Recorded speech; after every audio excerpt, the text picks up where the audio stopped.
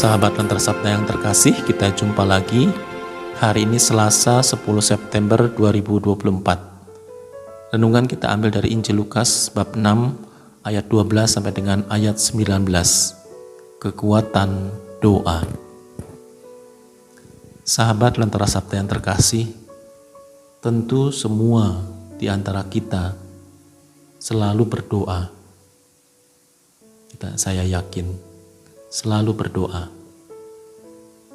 Pertanyaannya adalah, doa-doa yang kita lakukan, apakah doa-doa yang hanya rutin, yang itu-itu saja, doa yang monoton, atau doa kita semakin berkembang dari saat ke saat.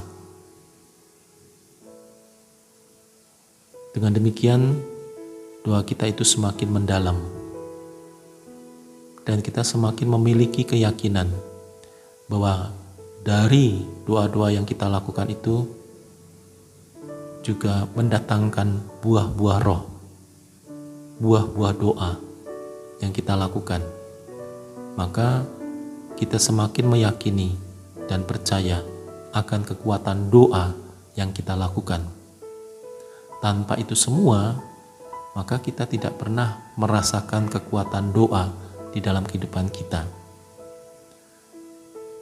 Bagaimana kita melakukan doa yang benar, yang berkenan di hati Allah? Tentu doa-doa yang bukan karena konsep kita, pikiran kita saja, tetapi melainkan penyerahan hidup yang kita lakukan kepada Allah.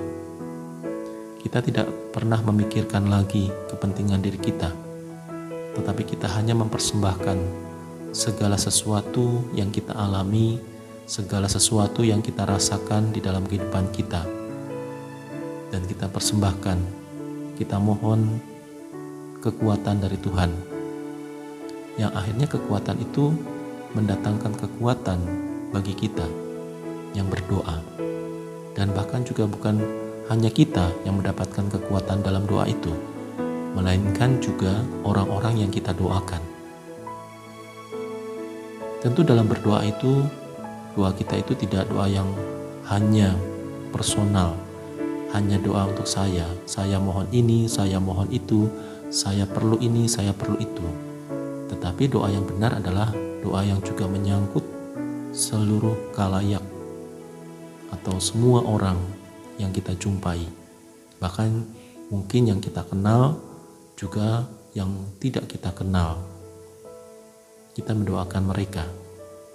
Selain itu juga tentu kita mendoakan hal-hal yang ada di sekitar kita, kehidupan, ya, alam semesta, dan tentu juga hal-hal yang lain yang kita jumpai, yang kita pikirkan, kita persembahkan kepada Tuhan. Atau dengan kata lain, kita berdoa bagi dunia. Banyak orang yang tidak dapat berdoa, bahkan tidak sempat berdoa. Mereka yang sedang menderita sakit misalnya, ya, yang terbaring dalam keadaan koma, mereka tidak sempat berdoa. Maka siapa yang harus berdoa? Kita yang harus berdoa. Kendati kita tidak melihat, kendati kita tidak kenal, tapi kita mesti berdoa untuk mereka.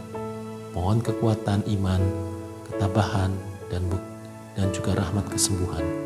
Salah satu contoh bagaimana akhirnya kepedulian kita semakin meluas, bukan hanya permohonan-permohonan bagi diri kita sendiri, melainkan permohonan-permohonan atau doa-doa yang kita tujukan kepada khalayak, sehingga dengan demikian maka kita mendapatkan kekuatan doa dari doa-doa yang kita lakukan. Oleh karena itu, sahabat Lentera Sabda yang terkasih, maka dalam doa itu diperlukan persiapan-persiapan batin, tidak hanya asal berdoa. Kadang-kadang ada orang yang hanya asal berdoa, asal bunyi, ya, bunyi berdoa, Bapa kami, Salam Maria. Tetapi sungguhkah ketika bunyi doa itu dilakukan, orang sungguh merasakan getaran-getaran rahmat, kekuatan, energi dari doa itu yang dialami secara pribadi. Jangan-jangan itu hanya formalitas, tadi asal bunyi berdoa. Ya, maka ada banyak sekali cara berdoa. Doa batin misalnya. Kita punya kekayaan iman, kekayaan rohani. Ya, dengan misalnya meditasi dan sebagainya, itu juga merupakan kekuatan doa yang kita lakukan untuk mendatangkan rahmat. Oleh karena itu, sahabat sabda yang terkasih, kita mesti percaya akan kekuatan doa yang kita lakukan. Kalau kita belum percaya dengan kekuatan doa yang kita lakukan, berarti ada sesuatu yang masih kurang tepat dalam berdoa, sehingga kita tidak mengalami kekuatan doa itu sendiri. Maka kita mohon pertolongan Roh Kudus agar seluruh doa-doa kita itu doa yang benar, doa yang berkenan kepada Allah. Tuhan memberkati.